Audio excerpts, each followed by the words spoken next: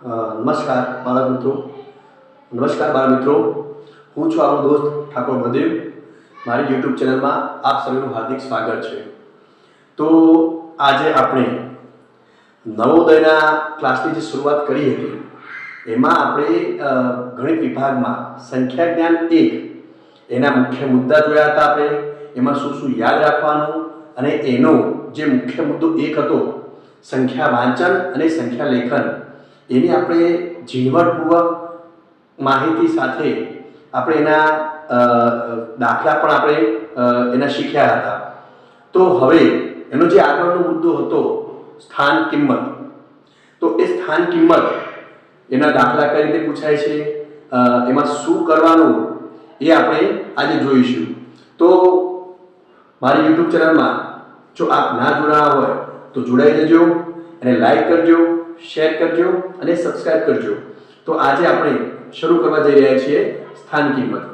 તો અહીંયા સ્થાન કિંમત, તો એને સ્થાન કિંમતને આપણે એમાં સ્થાનીય માન, સ્થાન કિંમત અને સ્થાનીય મૂલ્ય, આ ત્રણેય શબ્દો એક જ છે.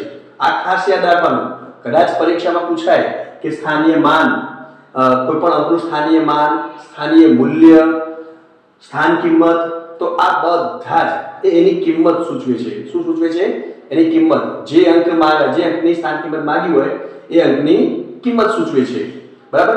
તો આ કોઈ પણ શબ્દ પૂછાય તો આપણે એની કિંમત સમજવાની.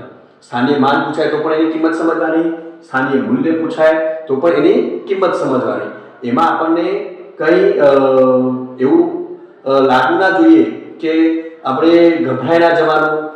આપણે ફક્ત એક જ યાદ રાખવાનું કે સ્થાનીય માન આવે તો પણ એની કિંમત આવે, સ્થાનીય મૂલ્ય આવે તો પણ એની કિંમત થાય, અને સ્થાન કિંમત આપણને ખબર છે.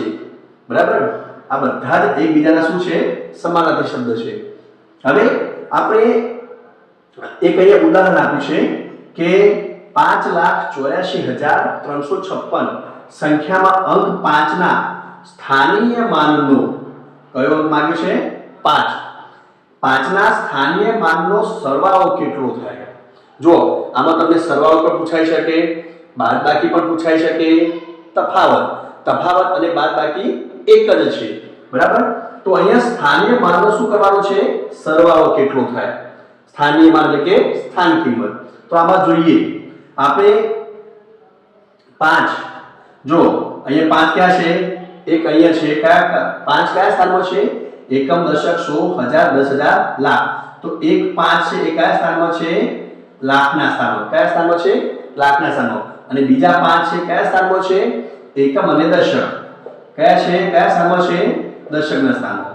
જો બાળ મિત્રો, હવે આપણે એની કિંમત શોધવાની છે. પહેલા શું કરવાનું છે? એની કિંમત શોધવાની છે. હવે એની કિંમત આપણે જો એનું સ્થાન આપણને ખબર હોય તો એ સ્થાન પરથી આપણે એની કિંમત શોધી શકીએ. અને જો સ્થાન એનો કદાચ આપણને ખ્યાલ ના હોય તો એક સરળમાં સરળ એક રસ્તો આપણી પાસે છે કે જે અંકની સ્થાન કિંમત માંગી હોય એના પાછળ કુલ કેટલા અંક છે એ ગણી લેવાના. ધારો કે અહીંયા આપણે 5 છે તો અહીંયા 5 લખ્યા. હવે 5 પછી કેટલા અંક છે એ આપણે ગણી લઈએ. તો 1 2 3 4 5. કેટલા અંક છે? 5. કેટલા અંક છે? 5. તો જેટલા અંક હોય એટલા આપણે શું મૂકવાના? 0 મૂકવાના. તો અહીંયા 5 અંક છે તો આપણે અહીંયા 5 0 મૂકી દઈએ. 1 2 3 4 5. તો આ એની આપણને કિંમત મળી ગઈ. ખબર પડી મિત્રો? જે અંકની સ્થાન કિંમત માંગી હોય એ અંક પછી કુલ કેટલા અંક છે એ અંક ગણી જેટલા અંક હોય એટલી શૂન્ય મૂકી દેવાની. તો આપણને એની કિંમત મળી જાય. બરાબર?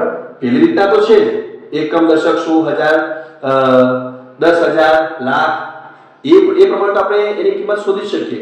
બરાબર? પણ કદાચ એ રીતના જો ના ખબર પડે તો આ રીતના પણ આપણે સીધી ગણતરી એની કિંમત આપણે સીધી રીતે મૂકી શકીએ, શોધી શકીએ. બરાબર? તો 5 ની સ્થાન કિંમત કેટલી થશે? 5 લાખ. બીજો કયો અંક છે? 5 બીજા 5 દશકના સ્થાનમાં છે. ક્યાં છે? દશકના સ્થાન. તો અહીંયા આપણે દશકનું સ્થાન ક્યાં છે? અહીંયા. તો પેલા 5 આપણે દશકના સ્થાનમાં મૂકી દઈએ. એના પછી કુલ કેટલા અંક છે? 1. તો એના પછી એક અંક છે તો અહીંયા આપણે શું મૂકી દઈએ? 1 0 મૂકી દઈએ. હવે આવો આપણે શું કરવાનું છે? સરવાળો કરવાનો છે. શું કરવાનું છે? સરવાળો કરવાનો છે. તો આપણે સરવાળો જોઈ લઈએ. તો અહીંયા 0 ના 0, 0 માં 5 ઉમેરો 5, 0 0 0 અને 5. તો આનો સરવાળો કેટલો થશે? 5,50,000. કેટલો સરવાળો થશે આનો? 5,50,000. તો આપણો જવાબ આવી ગયો 5,50,000. બરાબર મિત્રો, ખબર પડી? જો આમાં સરવાળો માંગ્યો છે, બરાબર, તો એ પ્રમાણે આપણે એની કિંમત શોધીને એનો સરવાળો કરી દેવાનો. આ રીતના સરળતાથી આપણે એની કિંમતનો આપણે સરવાળો કરી શકીએ છીએ. જય માતાજી.